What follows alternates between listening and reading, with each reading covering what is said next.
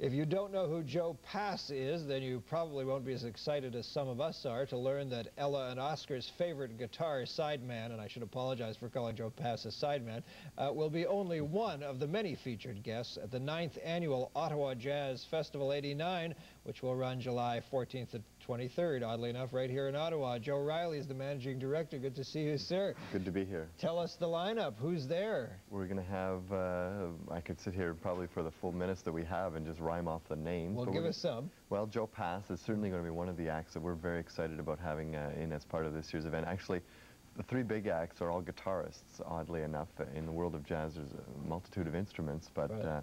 Bill Frisell, one of the more contemporary up-and-coming new names in jazz guitar, will be in town as well. And Albert Collins will be in for a special Jazz '89 benefit concert, and that's the blues side of the festival right. for this year.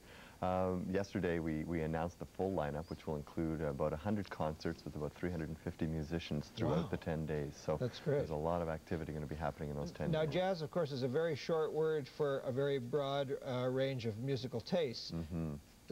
It's interesting you put it that way. People will say, you know, rock music or pop music, and it means a lot of things.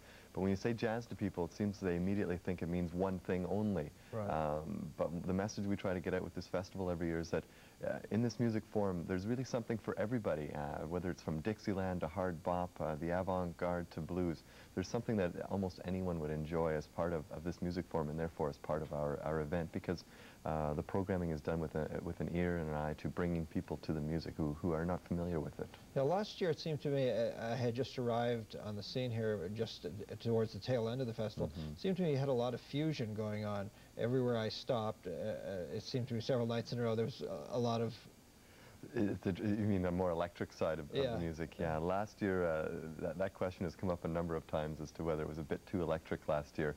The programming committee this year has sort of put the constraints on the electric side, and it'll be a little bit less electric than last year. We're going to have the full spectrum reflected of the music. Now, you've done some major changes, and they are more than cosmetic. One is that the National Arts Centre stage will not be up, as it was last year. No, the NAC, due to decisions internal, is not reopening that summer stage, which means it will not be there for a number of different types of presentations, including our festival. Now, before you tell us where the new stage is, which is fine, oh, there you are, last year's stage, that seems a bit of a shame, because that was kind of a neat place, right above the canal, and with those great big statues, those odd characters that are right on the slope, that you always turn around your butt to talk to them. Well, then you realize they're as bright as your companions. Right. It's a beautiful stage. It was a beautiful stage. One of the things with the stage was we had outgrown it last year, actually. Yes. The area in front of it, which is a beautiful natural amphitheater, for most of our evening performances was too full. The people couldn't stretch out and relax like they used to a couple of years ago. So the board of directors had sat down at the end of last year's event, and we were discussing whether we were going to move anyway. Yes. And the decision was made for us because the stage isn't open. You've gone across the street, basically, to Confederation Park. Exactly. The old home of the Franco-Ontarian Festival is where we'll be based this year, with a very similar setup to what they had there last year. That's bigger, is it? Oh yes, that area is much bigger. It doesn't have the slope of the land and the natural amphitheater. So are there seats, or it's just flop on the grass? Flop on the grass, bring your blanket, your lawn chair, whatever, and relax and enjoy it. Now, of course, that is only one, Joe, that's only one of dozens of sites. I mean, the festival really sort of takes over the city, does it not? Yes, the National Gallery of Canada. Hey, there's Bill Outerbridge. Yeah. That's my pal. That is the retired chairman of the National Parole Service, ladies and gentlemen, playing the flugelhorn. He actually was part of our board for a year as well. I'm very involved. Oh, really? Guy. Yeah, a lot of people make this festival happen. Oh, he's a terrific guy. There he is again. We'll be at the National Gallery this year, at the National Museum of Science and Technology. We'll also be at the William Street Mall, Place Aubry Hull, Maison de Citoyen Hull, the Rainbow, Lansdowne Park. Who am I forgetting? Oh, dozens of places, all across the downtown core of Ottawa. I listen to Carleton University Radio quite a bit. Are they, for example, giving a lot of coverage? I mean, is anybody doing any live broadcasting? CBC Radio, anybody? CBC Radio will be recording, let me just think of the number here, 7 local performances for later broadcasts, which is great for the local music scene. Super. And we'll also be recording, along with Radio-Canada, a number of the national and international performers, then for later national broadcasts, which is really great for the performers we're bringing in, and for the festival as well. It gives now us that you're exposure. bringing in people from all over the world. That's not new. You've always tried to do that, have you not? No, it is not new. Last year we had people in from Cuba, Senegal, as well as the United States. This year it's Paris, Gambia, Senegal, and the Dominican Republic, as well as the United States and Canada, which is the prime areas that we're representing. I noticed that at the Vancouver Jazz Festival a year and a half ago that people brought in from Africa were a major hit.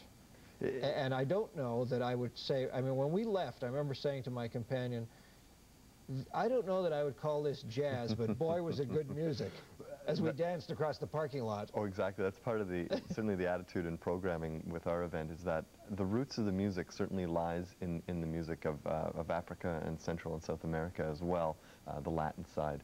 And the rhythms of jazz are certainly based on these cultures. And so it has its place in a jazz festival, but at the same time they're crowd-pleasing acts. We have Mamatong coming, which features Americans and Africans in a group together, which is sort of a fusing of American jazz and African rhythms, which we think will be really exciting, and people love this stuff, so we might as well have it there for them. Yeah. It doesn't, the thing is, what kind of festival would you put it in? You'd have to run a specific world music festival, which we don't have in the city, unfortunately. Music festival. Exactly. So we might as well have it as part of our event. Now, you've also changed the structure somewhat. There's a passport system. You have to explain this to us. Similar to what Festival of Spring had this year and what the Francos have run for a couple of years now, for our major prestige shows, which are our evening performances in Confederation Park and the 4:30 performances of solo piano at the National Gallery of Canada.